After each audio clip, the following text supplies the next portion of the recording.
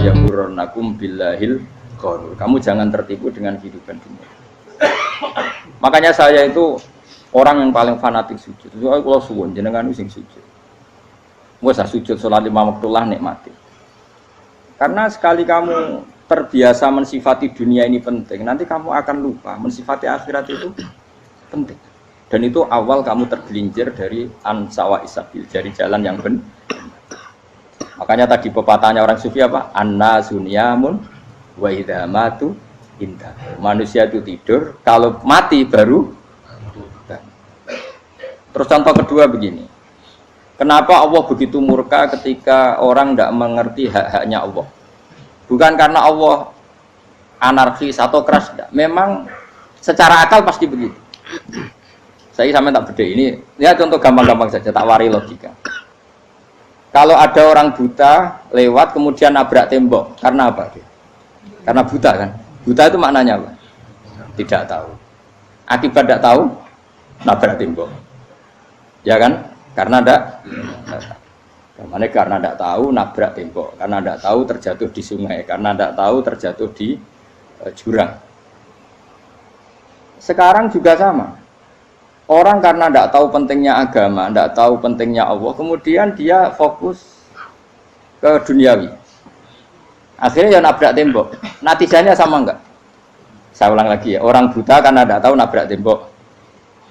Orang fokus untuk perempuan cantik atau melihat apa, kemudian dia tidak tahu depannya juga nabrak.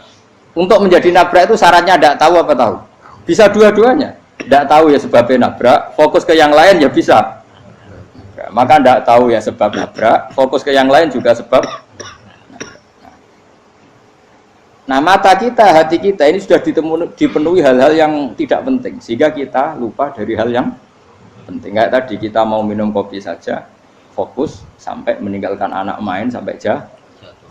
Berarti minum kopi sebenarnya tidak satu kebodohan, tapi ketika membiarkan anak kecil jatuh itu adalah kebodohan. Sebetulnya makan menikmati dunia itu tidak kebodohan, tapi ketika Anda melupakan Allah itu menjadi satu apa? Kebodohan. Ini disebut kamu jangan terlena oleh kehidupan apa? Dunia. Nah kenapa terlena? Itu kakean delok. Mulane Nabi itu ora tau delok dunia. Nabi, saya ini tak latih gitu wali, tapi mukadimah. Kulon itu belum pernah delok. Saya pernah punya kakak wakil bupati, punya teman gubernur, teman gubernur banyak tuh. Kalau delok susu ora wani, mergo kuwatir seneng. Nabi itu pernah, Nabi itu jenenge manusia, pernah lewat itu. Kemudian tonggo-tonggone Nabi kebetulan pas pulang bawa unta-unta banyak. Itu Nabi melihat mungkin 0, sekian detik. Itu dilori pangeran. La tamuddanna ainaika ila ma matta'ana bihi azwajam minhum zahratal hayatid. Jadi misalnya kayak Rogen misalnya dulu wong numpak Alphard pejabat ana sing bukakno. Enak aja nak jadi wong ngono iku. Kalimat itu direkam oleh Allah bahwa Mustafa pernah ngomong enake jadi wong iku numpak Alphard ana sing bukakno. Tapi kan tetap kirim. Sehingga nanti di akhirat kalimat itu direkam misalnya nanti ternyata yang numpak Alphard misalnya nyuwun sewu misalnya yang numpak Alphard tadi tetap di neraka, kamu ya ikut di neraka. Karena dia menikmati Alphard lali akhirat, kowe yo ngangen-angen kepengen seperti itu. Maka poinnya sama. Kalau mlebu neraka bareng. Terus ada orang sujud di musola, melarat sujud. Kowe gak pernah enake dadi wong iku. Padahal sujud itu yang menjadi orang masuk surga. Terus kowe ditakoki ning akhirat. Kowe tahu angen-angen dadi wong sujud mboten nate. Tapi kowe tahu angen-angen mewah nate. Yes, seneng ngono kira-kira gitu. Lha iku latara undal pas kowe roh ilmu yakin pas wae mlebu neraka. Iki mulane tak ajari dini kiat-kiat supaya kira mlebu. Makanya latih melihat dunia kok aja kesuwen. Misalnya di konco jadi pejabat. Kalau nanti di keluarga pejabat sampai sekarang pun saya sering punya teman. Buat nanti kalau melihat bahwa dia pejabat. Karena saya takut dosa. Saya melihat dia seorang mukmin yang sujud, yang sholat. Saya bodoh sekali kalau melihat dia pejabat. Karena itu tidak ada artinya di akhirat. Saya sampai sekarang yang saya melihat presiden orang yang mukmin, sehingga saya harus hormat. Saya melihat bupati orang yang mukmin, sehingga saya harus hormat. Melihat sampean ini wong sing mukmin, malah gue jalalan barang ini sudah mukmin plus. Jadi rasa tiga ekor tuh pinter gue jalalan. Jalalan gudel bisa gaya bisa. Gudel lu rano mana nih? Oh, anu gak angger wong iso maca kitab apa? Gundul. Jos lah. Jadi saya ulang lagi ya. Makanya saya itu nanti kalau sampean alim sudah kayak saya, itu pasti nggak kagum sama sahabat. Sahabat itu, apalagi Rasulullah ya tentu. Sahabat dulu aja yang gampang ditiru. Sayyidina Umar ketika ditusuk oleh siapa? Abu Lu'lu' siapa? Al-Majusi. Abu Lu'lu' itu seorang Majusi. Dan Umar itu orang pendendam. Dia orang pendendam. Tapi tentu karena dia orang baik, ya pendendamnya hal-hal yang baik. Coba kalau kamu ditusuk orang itu dendam nggak? Kira-kira sebagai manusia kan dendam. Itu tanyanya begini sama yang ya taruh sekarang orang dekatnya. Yang bunuh saya tadi siapa? Oh itu Abu Lu'lu' Al-Majusi, Hulamul Muhirah. Dia budaknya Muhirah. Majusi, iya ya Umar. Dia sudah mau mati. Itu ngetikan gini, sama siapa otaknya? Alhamdulillahilladzi lam yaj'al maniyati biyadi rajulin sajadalaka sajdah yuhajuni biha yaumal qiyamah. Ya Allah, terima kasih sekali ya Allah. Engkau mentakdirkan saya dibunuh oleh orang yang nggak pernah sujud. Kalau saja dia pernah sujud, maka dia berhak menuntut saya dengan sujudnya untuk masuk surga. Artinya gini, kalau dia ditusuk orang yang pernah sujud, misalnya Sayyidina Umar kok ditusuk oleh Ruhin, kemudian Umar masuk Ruhin masuk neraka, aku tetap pedih Gusti. Isowai sujudnya dia menjadikan nggak berhak masuk neraka. Artinya Umar sangat hormatnya pada sujud itu dia nggak berani. Jadi kira-kira kok Umar sujud kue, kok kira-kira rawani maksud anak kue mlebu neraka. Piye-piye di kekuatan sujud yang mempotensikan tetap dia masuk surga. Makanya dia seneng, dendamnya kesampaian. Syukur lah anak sing mateni aku ora tau sujud. Jadi tak patut nang neraka langsung bludeng ngono kira-kira gitu. Saking hormatnya ambek sing jenenge sujud. Tapi kita sekarang enggak. Rawong ning musala sujud, ya jeneng wong nganggur. Otak kita ini sudah PKI lah kamu. PKI halus. PKI yang tanpa kartu, paham? Makanya Allah kalau muji sujud, enggak sampean tak latih supaya baca Quran yang benar. Kayak apa Allah bikin Ka'bah? Kayak apa mulianya Ka'bah? Itu dibikin Allah untuk apa? Lil akifina wa satusai warrukais sujud, dan untuk orang-orang rukuk dan sujud. Ketika Allah menurunkan rezeki di bumi dan di langit, itu perhitungannya Allah masih itu asli. Rabbana liyuqimus shalah faj'al afidatan minan nas tahwi ilaihim warzuqhum minas sama. Gusti, ben nak sujud ku kuat. Piye-piye menungso nak ramangan ra kuat. Nak is kuat dia tenaga yo ben sujud. Liyuqimus shalah. Ketika Allah muji orang baik, atta ibunal abidunal hamidunas saihuna satrusé arraqiunas sajid. Yang rukuk yang sujud. Karena tadi ketika nanti Anda di akhirat, kenangan terbaik Anda di dunia itu hanya sujud. Liane itu, coba misalnya kena akhirat terus video disetel sih, pas kongkoi ini perapatan, bariku ngelamonem disetel, jadi pegawai negeri, ngayal gajinya sakmene, engko sakmene gue ayo, wan terus rekam kabeh, oh rai sini wong, terus tokoh idola sing duwe wadah, sing tumpakane Alfa, di sekretaris saya, iku mbok neng utakem iku berpuluh-puluh tahun. Dan itu jumlahnya poinnya misalnya 100.000. Bareng idol anu Kanjeng Nabi mau 10%, cuma gayanya mau maca sholawat, tapi sebetulnya agak tahu bayangno ini miskinan Mbak Amit nih miskinan. Gayanya mau maca sholawat tapi teke ora tahu kepengen melarat koyo. Itu direkam. Makanya dari Habib-habib sing alim-alim niku almar'u ma'aman ahabba hada targhib wa tarhib. Kita ini kan sering dimotivasi mubaligh. Mubaligh itu kan saya naik dewi nak ngomong, harus pokoknya seneng Nabi swarga. Dari Habib-habib sing alim nak ngritik, masalahnya dawe mu almar'u ma'aman ahabba. Wong dibarno wong sing diseneng. Apa kamu bisa menjamin seneng Nabi saudure seneng wong-wong itu? Jangan-jangan kita lebih berkeinginan seperti orang tertentu yang kaya raya, yang terkenal, yang hebat. Meskipun kowe lesane muni seneng Kanjeng Nabi. Jangan-jangan status cinta kita terbukti ke orang itu. Iya toh, misalnya gambarnya pasang neng kamar, wah, partai, uang, kuasa. Terus, kue nyumbang masjid nyuwun sewu mau 50.000, tapi bareng nyumbang untuk kemenangan orang itu 10 juta. Nyebut uang itu satu hari 100 kali, nyebut Nabi pendak sholat. Warung dihitung, dipoling mbek malaikat, disurvei buat dipoling orang pokoknya. Dengan cara begini, status senangnya orang ini ke siapa? Ya, ono pengajian sholawatan nyumbang 50.000, nanggo pemenangan 1 juta. Diundang hayya ala sholah mlaku ngenteni komat. Tapi nak diundang acara kampanye teko ngarep sedurunge 2 jam. Dari sekian di polling, terus kadar cintamu ke siapa coba? Dari sekian indikator misal cara polling. Jangan-jangan diputuskan lebih seneng ke itu. Ya sudah almarhum aman.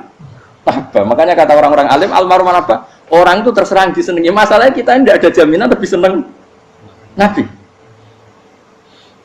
Ya orang ada jaminan ya saya aman misalnya. Hitung dewi-dewi, rasa menang terus kok wedi dosa, wis kadung dosa iku wis kadung. Makanya Sufyan Ats-Tsauri itu dadi wali ku mangsa mergo ibadah akeh mboten. Sufyan Ats-Tsauri gurunya Imam Syafi'i. Dadi wali ku sederhana. Sama tak ceritane orang-orang jadi wali dengan cara yang sederhana. Tapi kan niru copy paste ya, artinya ora apa ya, KW lah. Kalau niru enggak apa-apa, tapi KW kebaikan. Sufyan Ats-Tsauri itu ditanya, "Kenapa kamu sedekat itu sama Allah dan Anda keramat?" Jadi resepnya begini, Pak. Saya itu belum pernah ke masjid nunggu adzan.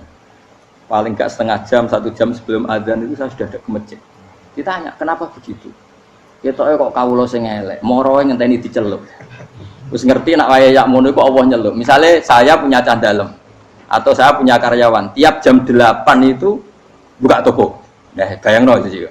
Saya punya karyawan tiap jam 8 tugasnya buka. Selalu buka tokonya ngenteni tak panggil. "Hen Rohen, toko buka." "Siap." Tapi besok ya ngono lagi. "Hen jam 8 buka." "Siap." Tiap hari gitu. Kira-kira kendaraan karyawan itu goblok apa sopan? Kira-kira enggak jawab deh. Goblok kritik jauh. Nah, Sufyan Ats-Tsauri tidak mau gitu. Wis ngerti nek Allah yang ngono wayahe manggil. Dadi ya kerja malu wis ning kono. Dadi nek Allah hayya ala sholah pun Gusti. Hayya ala sholah pun penting mriki. Iku sudah dadi wali. Oh, iku saya buat tiru tapi KW lho. Enggak masalah, tapi ini kan resep no. Lho mangkel lo gak kira-kira.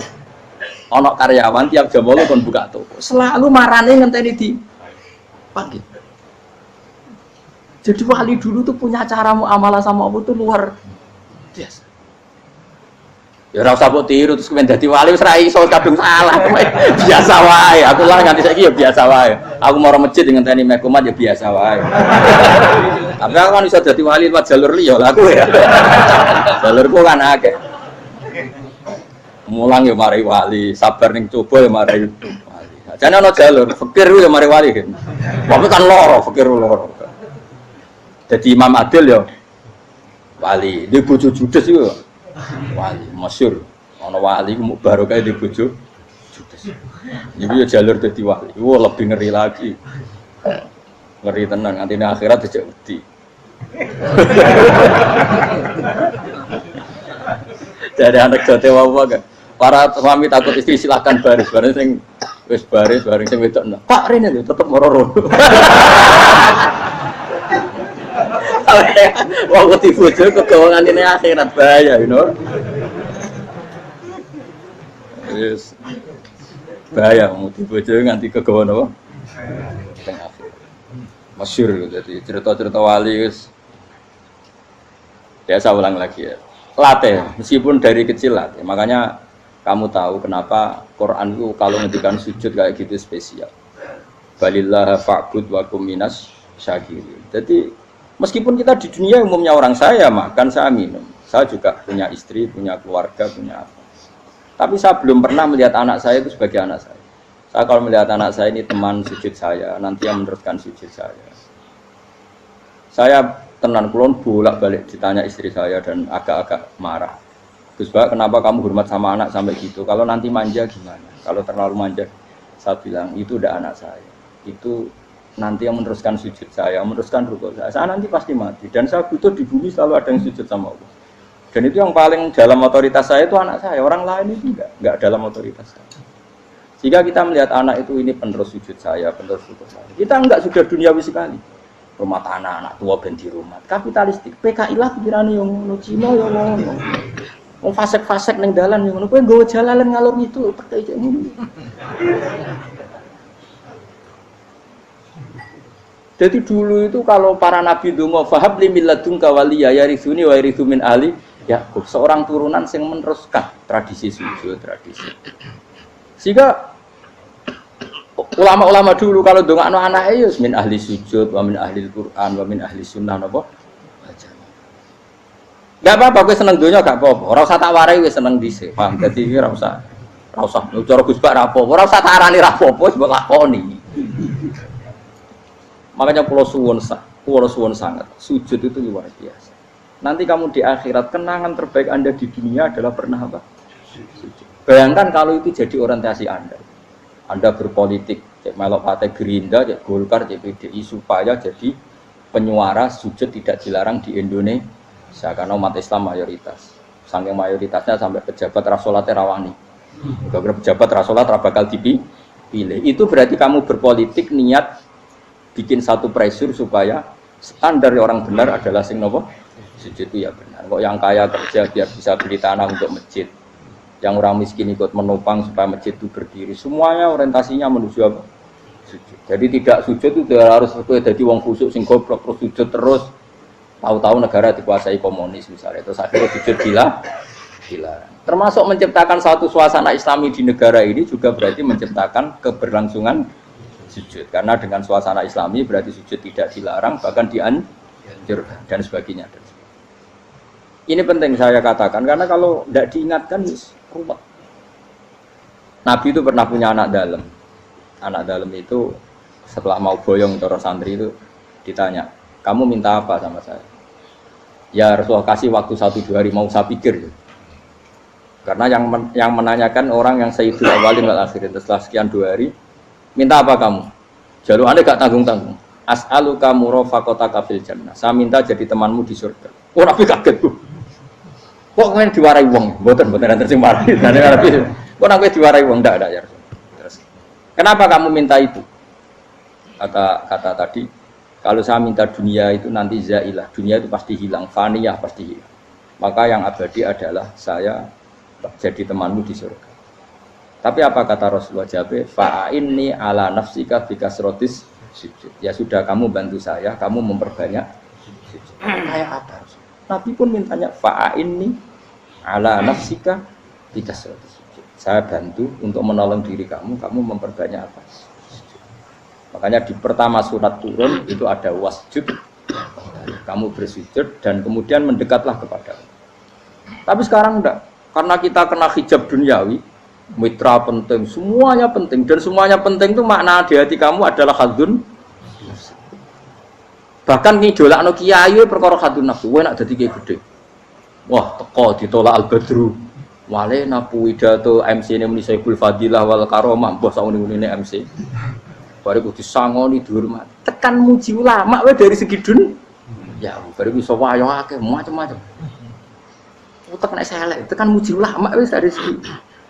Makanya saya ini termasuk ulama, kalau nanti saya ngebis biasa. Kalau jarang kerso di panggungnya, seneng dulu. Supaya semua ulama udah dipandang secara apa? Dunia. Saya sampai sekarang ngedus anak kulo biasa. Teng pasar gitu biasa. Kulo marung teng pasar mangan gitu biasa. Nak seneng kulo ben atas nama wong alim karena apa? Kalau kita terlalu menikmati dunia, lama-lama orang seneng ulama juga dari sisi dunia. Keren, jadi kiai teko disualami dicucupi munggah. Ya enggak apa-apa itu enggak dosa sebenarnya, tapi takut saya utek elek-elek ini ngidolakno perkara duniawi, show-nya itu lho, Pak. Jadi aku ngene tak pikir teko ngaji bar wis warmu paham karemu ora karep. Mulan ngarep ra ngaji karemu. Mesti rugi kowe ya, aku tenang ae aku. Ben orang itu latihan ikhlas, napa? Latihan. Lho kula kadang gitu protes mbek tiyang-tiyang. Gus, jenengan sekali-kali nak tidak tak derekno kok umum. Aku itu tidak mengharamkan itu, meneh kula dereng tuwa. Dereng haji malah turun, topa meneh. Dalane ra roh, dereng kiai malah ngel-ngel wong. Ngurusin tahu tak kon derekno ning kota, tak kon sepeda motor kan terno ning gone Malibu. Dalane ora roh, malah yo neraka. Lha kene dalan akhirat ora roh donya ora roh. Lah tak kowe wong ijo urip. Dalan dunia ora roh, dalan akhirat ora mbok roh iku apa. Repot. Jadi kenapa saya enggak mau, bukannya menolak. Saya senang kalau kiai-kiai terhormat, senang sekali. Saya senang kalau ada ulama dihormati karena supaya jadi tradisi ulama itu terhormat. Tapi jangan semua ulama mau dihormati. Nanti lama-lama jadi siklus. tekan mencintai kiai saja karena fasilitas. Kowe seneng dadi imam masjid akbar, masjid Istiqlal, imam besar. Seneng mergo kenal presiden, datang dikawal. Seneng dadi sugih, wah keren salat ngarepe Ka'bah, teko dikawal askar. Ya kalau seneng karena itu kan berarti menjadi dunia. Itu sirinya kenapa Rasulullah ketika ba'da Fathi Mekah sudah menguasai Mekah, sudah naklukkan Mekah Madinah. Nabi itu satu hari terbiasa mau sarapan saja kadang nggak ada yang dimakan. Tanya ya Aisyah, apa saya bisa sarapan? Enggak ya Rasulullah. Ya sudah saya tak puasa. Supaya tetap terkontrol bahwa umatnya mencintai beliau bukan karena kebesaran. Itu Rasul. Itu setelah periode Mekah loh. Jangan kira itu periode Medina. Apa? Itu periode apa? Medina loh. Periode yang setelah Nabi punya segala. Tapi Nabi tetap seperti itu. Kenangannya Aisyah sebagai istrinya apa coba? Dia cantik sekali. Aku tahu jajal turu ngarepin Nabi terlentang. Ya Nabi tetap sholat. Nah beliau sujud sikilku tak ingkret no. Nah beliau ngadeg tak lonjoro meneh. Jadi Aisyah wa ana muqtaridotun bene adi turu terlentang. Jadi cara ya sudah terlentang. Mau Nabi nak sholat suwi dia tetap sholat. Tapi di bojo ayu orang ngerasa sholat. Bojo elek ora sholat. Bojo elek amen junub menawa. Kowe ora kena go contoh kasus iki wong kasus. Kowe di bojo ayu prawan turu karepku sing sholat ora bos misale lho. Pemene wong jegoten wae tambah over. Mustafa kalau orang nyek jegoten liyane ora parah situ. Mergo nang nyek wong akeh dosa, nang nyek wong sitok ora. Misale dosa wis tak hitung mau ke sore. Aku nyek dosa sitok, mulang ganjarane 10, cek susu piro? Cek surplus orang dagang cek. Cek badi. Iku ana adene ra ikhlas. Ora ra ikhlas aku yo ra ikhlas ilmuku, malah lara. Malah ngerokok ping 13 sebenarnya. Makanya ini dipikir ya, saya ulang lagi, harus dipikir secara matang-matang bahwa kita tidak boleh terlena oleh kehidupan dunia. Menjadi bodoh kan Anda minum teh, kemudian anak Anda jatuh di pinggir Anda. Paham ya? Nah, sekarang menyangkut mukjizat. Ini masih tentang ayat ini, nanti sampean tahu logikanya. Tak bedain, tidak jawab satu-satu aja. Karena iman sarannya harus tahu. Fa'lam itu tak tahu. Fa'lam annahu la ilaha. Ketika sekarang telur, saya memberitahu misalnya, telur ini udah dipitik, cara kowe mungkin tor. Ayo jawab satu-satu. Mungkin kan? Tapi pertanyaannya, saat telur menjadi pitik kemudian mungkin, dan ayam ini bisa terbang, bisa selingkuh, bisa punya anak turun, itu menjadi mungkin itu kan kamu pun tidak ikut menciptakan. Ikut gak kamu menciptakan telur menjadi ayam? Tidak kan? Kan di luar kudrah kamu, di luar kemampuan kamu. Tapi kamu bilang itu mungkin. Ada onta yang buting, yang sudah hamil sudah. Kamu bilang nanti onta ini mau punya anak dan anaknya nanti bisa jalan seperti induknya. Kamu katakan apa? Mungkin. Tapi saat Anda katakan mungkin, Anda ikut menciptakan enggak? Enggak kan? Tetap itu kudrohnya Allah. Tetap itu. Maka para nabi itu tidak tahu bedanya antara onta yang keluar dari indukannya dan keluar dari batu. Itu syaratnya jadi nabi, syaratnya jadi wali. Nah, saya kira ono nabi. Makanya Nabi Soleh ditakoki, bukti nak kudroh pangeran ubi. Lah kamu minta apa kata Nabi Soleh? Silahkan ada unta keluar dari batu itu. Nabi Soleh bisa. Ya tenan terus unta keluar dari batu. Terus kaumnya gawok. Wah kok hebat tenan unta metu kok batu. Jadi Nabi Soleh, ya padha karo unta lahir kok indukane. Bedane apa? Ya beda. Lah bedane apa? Metu kok watu kok ya ora melok gawe. Metu kok indukane ya kowe ora melok gawe. Bedane apa? Tapi tak temu kena hijab, ngono niku ana bedane. Cara nabi-nabi ora roh bedane. Lah kula termasuk warasatul anbiya ya ora roh bedane cara. Waras utek kula niku waras. Lho lha yo misale kowe cara iman seperti itu yakin dadi wali. Wes sama amatir-amatir lah wali swasta lah. Pokoke wis dadi wali. Jadi manusia itu lucu, sesuatu yang dia pun tidak bisa. Iku sok bedakno. Kalau telur menjadi ayam mungkin. Sapi keluar dari indukan mungkin, biji padi menjadi padi besar mungkin, tapi nak watu kok jadi biji padi mukhal. Lu saat yang dikatakan mungkin itu apakah manusia ikut memberi? Tidak kan? Ikut menciptakan? Harusnya kan dokter bilang, yo aku menyaksikan itu karena ada kekuatan X yang menciptakan itu. Harusnya dia kalau mau konsisten kan, saya tidak bisa menciptakan telur jadi ayam, tapi ada kekuatan lain yang menciptakan, dan saya tidak bisa. Jadi telur keluar dari ayam ya kita tidak bisa menciptakan, sapi keluar dari indukan ya kita tidak bisa menciptakan, termasuk untanya Nabi Soleh yang keluar dari batu besar kita. Makanya semua Nabi itu tidak tahu bedanya, itu bedanya Nabi sama enggak Nabi. Makanya Nabi itu tenang ya, masyhur. Ketika perang Khandaq, Nabi itu kelaparan. Kemudian Jabir datang, ya Rasulullah, istri saya menyiapkan makanan untuk orang 6, karena kambingnya hanya kecil. Maka hanya orang 6 saja yang kau boleh datang ke situ. Tapi Rasulullah dengan santainya, ya ahlal Khandaq. Padahal yang ngeduk Khandaq itu sekitar 3.000, ya ahlal Khandaq. Halumu ilayya, ayo ke Jabir, karena Jabir sona atau aman, bikin makanan untuk kalian. Itu 3.000 orang. Wah, Jabir dimaki-maki sama, sudah bilang untuk orang 6 Nabi, ya apa-apaan orang banyak, itu mesti tidak cukup, kita mana. Nabi santai, bilang ke istri kamu, Jabir jangan buka makanan itu kecuali saya. Ya, makanya Nabi matur pengiran, Gusti ini cukupkan untuk orang banyak. Sama Allah di ACC ya terus cukup. Karena bagi Nabi, Nabi tahu betul. Sekarang ketika beras menjadi beras, apa dalam kudrah kamu, dalam kemampuan kamu? Enggak kan?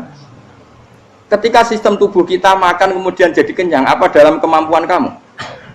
Kue muni mangan maknane sego bolebokno mulut, terus kue darani punya kemampuan makan. Apa setelah itu kamu mengendalikan sistem saraf kita, sistem urat kita? Enggak kan? Jadi Nabi itu ora bedane, justru itu jadi Nabi. Karena dia enggak pernah terjebak, Nabi enggak pernah terjebak oleh yang dili.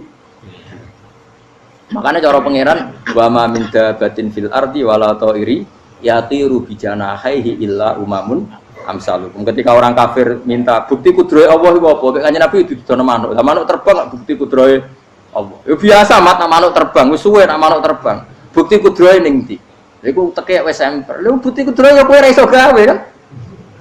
Tapi maksudnya wong kafir bukti kudrohe pangeran gawe unta kok watu.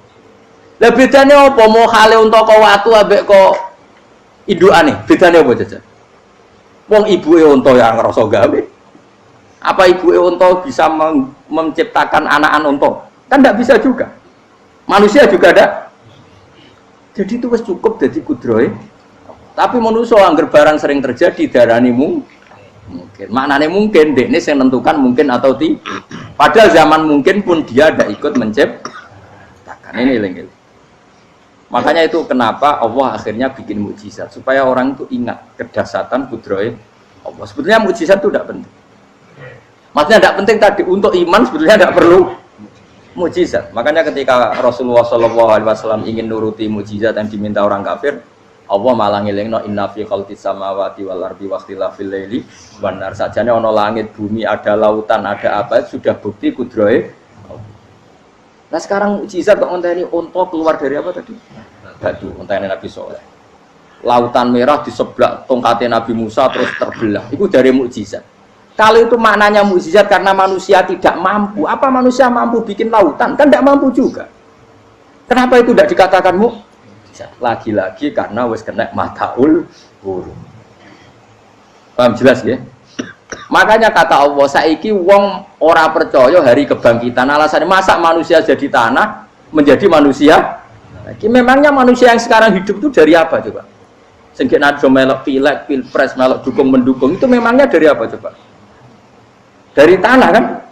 Mestinya hari kebangkitan sejati ya sekarang ini orang-orang dari tanah sekarang berkeliaran ini harus go jalalan ngalor ngidul maknani. Itu yo kok lemah. Kemudian setelah jadi tanah mati orang engkar, wah ini nggak mungkin jadi manusia lagi. Padahal zaman sekarang jadi manusia itu karena kudrohnya manusia apa karena Allah? Karena Allah. Dan manusia sekarang dari tanah apa enggak? Dari tanah. Harusnya ya berpikir seperti itu. Kalau kudrohnya Allah bisa menjadikan manusia sebanyak ini dari tanah, tentu Allah tetap mampu nanti setelah jadi tanah menjadi manusia. Itu malah kula nu wedi urip nggih wedi tenan. Karena tadi dari hidup menjadi tidak tahu. Annasamun wa idza matu tahu. Kita semua hanya tidur, setelah mati baru karena baru tersadar. Makanya analogi itu penting, kias itu penting. Ya saya beri contoh berkali-kali, saya menyontohkan. Sampean tak warai hujah ulama. Nanti pasti sampean taslim itu pasti nyerah. Kalau kamu disebut jeleknya oleh orang lain, kamu mangkel enggak? mangkel kan. Itu Imam Ghazali gini, kamu tak kasih resep supaya kalau ada orang mengingatkan kejelekan kamu itu tidak mangkel. Apa itu resepnya? Misalnya gini, di baju saya ini, inna fi thawbika akroban wa hayatan. Di baju kamu itu ada kalajengking yang berbisa atau ada ular yang berbisa. Ada orang mengingatkan itu. Kamu terima kasih apa enggak? Terima kasih. Karena ada sesuatu yang bahaya di diri kamu, diingatkan, dan karena diingatkan itu Anda terus bisa menghilangkan sesuatu yang bahaya tadi. Sekarang kamu punya sifat hasud, sifat dengki, sifat riya, sifat-sifat yang buruk. Itu sesuatu yang mencelakakan kamu di akhirat. Kemudian ada orang mengingatkan itu, harusnya kan kamu matur nuwun karena sifat yang buruk kamu diingatkan, kemudian kamu berusaha wong diingatkan ada kalajengking yang hanya madorot di badan kamu saja kamu terima kasih. Ini diingatkan ada hasud dengki yang madorotnya dunia akhir, kamu tidak terima kasih. Jadi itu ulama dulu. Jadi kalau bikin hujah itu gampang sekali. Jika ulama dulu kalau berdebat kemudian diingatkan temannya, kalau dia salah misalnya, itu ya tenang saja. Karena mereka cukup punya akal, punya analogi untuk nganggap itu biasa. Kayak diingatkan ada kalajengking di tubuh kamu. Kamu matur nuwun enggak sama ingatkan? Tadi saya ngaji sore, ngaji di sini cerita. Kila itu Imam Ahmad. Itu mudah mereka iman sama Allah dan Rasul. Maka yu'minu billahi wal yaumil akhir falyukrim apa? Jaru. Kalau kamu iman sama Allah dan Rasul maka muliakan tetangga. Itu ada seorang ulama dipanggil tetangganya, ayo ke rumah saya. Setelah sampai, dah pulang saya tidak jadi butuh. Sampai di rumahnya dipanggil lagi. Ke situ lagi, dah pulang lagi saya sampai 3 kali. Itu si ulamanya senyum-senyum santai. Ketika pemuda tadi insaf dan minta maaf, kenapa Pak Ulama kamu kok tenang saja? Jawabannya enggak. Kata Rasulullah, saya disuruh hormat tetangga. Saya senang sekali bisa melakukan perintah Rasulullah. Jadi saya nurut kamu itu tidak ada urusannya dengan kamu, karena perintahnya Rasulullah. Nangis pemuda tadi. Kalau kita kan enggak, gengsi dong, giambar. Ini kan kita gayanya mulai sunnah Rasul, tapi utek itu jihadun nafs. Nah kalau kamu sudah gitu, tak daftar udah di wali, mbok KPU-nya oleh nyetujui mbok kapan roh nanti. Daftar. Saya ulang lagi, jadi kamu harus terbiasa dengan kias yang diajarkan Quran ya. Jadi ketika bibijian jadi pohon besar, itu pun kamu katakan mungkin. Padahal ketika kamu katakan mungkin, kamu pun tidak ikut menumbuhkan bibijian jadi pohon asam yang besar. Itu menunjukkan kudrohnya Allah. Artinya sebetulnya kamu hidup semuanya itu hanya menyaksikan kudrohnya Allah tanpa kamu memberi kontribusi. Kenapa kamu yang menentukan mau hal dan tidak mau? Harusnya mau taslim menyerahkan diri nak kabeh mau nyekseni kekuasaane Allah. Itu sing dimaksud Quran apa ya tanazzalul amru bainahunna lita'lamu annallaha ala kulli syai'in qadir wa annallaha qad ahata bi kulli syai'in ilma. Alam raya dibikin variasi kayak gini mau tujuannya Allah supaya kalian menyaksikan kemampuannya. Boleh jelas ya. Makanya ketika ada pangeran, ketika bumi yang sudah mati tak hidupkan dengan hujan, begitulah kadzalikan nusyur. Ya kira-kira seperti itu proses sesuatu yang mati menjadi hidup lagi. Jangan lupa untuk tinggalkan komentar Anda dan klik like jika kalian suka. Silahkan share dan bagikan ke teman-teman Anda.